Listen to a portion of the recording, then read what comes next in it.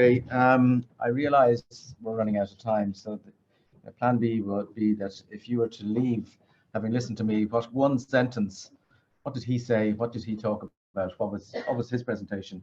And so my one sentence is, behind every inflamed joint, there is a person. And if I can, which is the, how do we advance this? This is it? Oh, I have to do this thing. On the keyboard, okay. Very good. So yeah, that's fine. There we go. So if you learn nothing else from me, just bear that in mind. Every time it's a person with an illness, and if you keep that in the front of your mind, you'll never go far wrong. You will never go far wrong as a clinician. I came to this collaboration, I'd call it, I suppose, in a roundabout way. I've been in Vincent's for the last 20 years. And in 2005, I got a call to book someone into my clinic from Harold's Cross. And I had been doing consults to St. Luke's Hospital at the time, because Vincent's and Luke's were tied. And I used to go over to St. Luke's and see the odd consult. So I just thought, the patient sounded like they were suffering, they were in pain. I said, sure, look, I can get on my Vespa and I'll be over there in 10 minutes. And I can see the patient in their clinical surroundings, as opposed to in my outpatient clinic, where I wouldn't be able to talk to the nursing staff or any of the allied team, or indeed the registrars, etc., etc. And I suppose one thing led to another. So it looked like we were, I think until the old recession clobbered us, and I lost a couple of team members, and it wasn't as easy for me to get over. So I kind of stuck to seeing more of the complex clinical cases, and indeed some of the young adult cases, which seemed like they probably could benefit from a little bit of the psychological piece. And so that's, I suppose, how I stayed on board. But it's unofficial, and it's kind of under the radar. And people say, "What are you going over to Harold's Cross for?" I said, "Oh, don't worry, it's complicated." But I think it works out. And this is the kind of approach, the body, mind, social health. It's not rocket science. To put the patient first is not rocket science. It's really our modus operandi. I'm sorry I missed Professor Kenny's talk this morning, but there was a good reason for it. I'm involved in a HRB study that is reviewing all of the drug-related deaths in Ireland over the past 3 years. And so obviously a lot of those are heroin, etc., etc. But it's turning out that quite a few of the chronic medical illnesses are recorded under there as misadventure or undetermined. So I think there's a lot of work to be done there.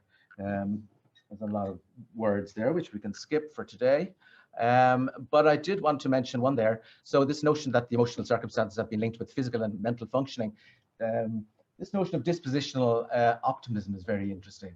Patricia talked about patients, or a patient who said, that he had a positive outlook, even though it was the prison thing, but he still had a positive outlook. And it's amazing how some of the patients that you see and treat, have got incredibly awful disease, and they still manage to remain positive. Whereas some of the other patients who may not have as much disease or severe disease are not so positive. It's a very, very interesting dynamic, but it seems to be associated with a variety of outcomes, positive outcomes, and that's very interesting. The notion of social support, I'm sure that might have been mentioned this morning. I don't know if it was or not, but all of you are involved in social support. You are a buffer, and that buffer seems to modify suffering. And anything that modifies suffering, I think, is to be put in your treatment bag. Now, in terms of disability, arthritis and musculoskeletal problems are the most common cause of long-term disability and account for about 1/3 of all cases of disability. In terms of the mind-body interface, those with chronic medical illness, about 1 in 2 get depressed, and about 2 in every 3 get severe anxiety. There's a big amount of research at the moment interested in the role of inflammation and neuroinflammation in depression. The old days were that the brain doesn't do inflammation because the blood-brain barrier doesn't let it in. Now it turns out that there's endogenous pro-inflammatory cytokines sloshing around the brain as well as everything else. So that's a very interesting point of view that is we're involved in it with Clean O'Farrelly is doing some work with us on that. We have to mention the S word, the suicide word, because it's there. And all of you have met some suicidal patients, I'm quite sure, in your clinical practice. It's about 1 in 10 of the cases of suicide in Ireland, and a standardized mortality of 2.5. So it's significantly elevated compared with the general population. The periods of increased risk are A, around the time of first diagnosis, B, in the first year after diagnosis, 3, during and after periods of deterioration. So some stepwise, some negative step has happened that has moved them down a rung or 2 rungs in terms of their well-being, and suddenly the emergence of suicidal feelings comes again. And it increases with age, and that's, as I mentioned, the HRB study. I don't know how many of you have been involved in any of the suicide intervention prevention training programs. Have any of you done either ASSIST or STORM? I think you should all do ASSIST. Again, that's the second message. First one was every joint is a person, and the second one is you should all do some suicide prevention training. It's free, believe it or not. Well, free to you guys. Someone pays for it, but in this instance, it's the National Office for Suicide Prevention, and I'm very keen that those who are dealing with chronic medical illness, which is an increased risk factor for the development of suicidal ideas and suicide, you should have some training in that. And so I'll put the details up at the end as how you can go about the ASSIST training program. Relevance, well, what relevance? Well, mental illness that develops during these inflammatory conditions, poor response to rehabilitation, poorer outcome, increased mobility, increased resource use, increased length of stay, and poorer quality of life. So it's again, it's not rocket science. Why? Because of the ongoing stresses of illness. There's reduced mobility, feel less of a person. Again, this notion that they kind of flip over from a disease to a person. They're much better off if they keep their personality in the middle of it all, but it's not always easy to do. There are financial impacts, increased isolation and loneliness. The charity Alone, which operates a helpline, gets 4,000 calls a night from people who just want to say good night. So that is the impact of being alone and isolated. So it's again, it's the person. Pain and suffering is very underestimated. From my point of view, when I'm treating people, and I come here, pain changes everything. And it's just incredible when you just see that 1 or 2 steps back from that acute pain that many people live with on a daily basis, but just that little extra increment, and suddenly the whole thing is collapsing. So I think pain is really, really important, and obviously that's part and parcel of what you do. But then there's this whole loss of role, self-esteem, and confidence, which is very eroding. Will we talk about body, mind, emotion? No, skip that. Depression, well, we know people get depressed, loss of interest, and with 5 or more symptoms. We're not going to go into that now. Anxiety, similarly, people with chronic medical illness, significant anxiety, most days, etc., etc. I think whoever is organising the conference, I will give you these slides so you can pass them around to everybody. So you'll get them, okay? Now, how to recognize a change from the previous self, loss of self-care, concern of others, hopelessness, guilt, self-blame, putting affairs in order, and speaking about death and dying. I think if you have a high index of suspicion, so anything that I've said today that you can retain will be that index of suspicion. That would be my third take-home message. So how do we deal with these patients? Well, support and education. When someone says, you've got to be open to the possibility that someone says, actually, I feel a bit suicidal.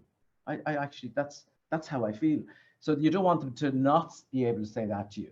And when they say that to you, you want to be able to be comfortable in receiving that news. And that's, if you go to the ASSIST training program, you will get a bit of that.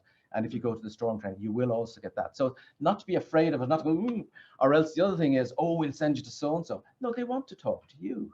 That's why they've said it to you. They want to talk to you, so let them talk. And so then, if you're in a difficulty, then you can refer for further intervention. CBT is very popular, reasonably efficient, effective, alternative to, and sometimes no medication is needed, and CBT works terrifically in some patients. The World Health Organization, what leads to better outcomes in health is not the absence of disease, but rather the presence of positive health and well-being, where the person realizes their potential and can cope with the stresses of life. That's a good quote.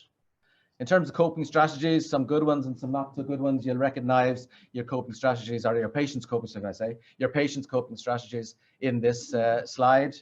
Next slide is for Patricia Minnock, who tells me sleep is very important in her life, and it's very important in everyone's life. It's not always easy to achieve. Exercise, well, look, I'm at the home of exercise preaching here. I'm not going to say anything about that. Mindfulness is very interesting. Again, it's reasonably easy to organize. I think there's a mindfulness group here, as far as I remember.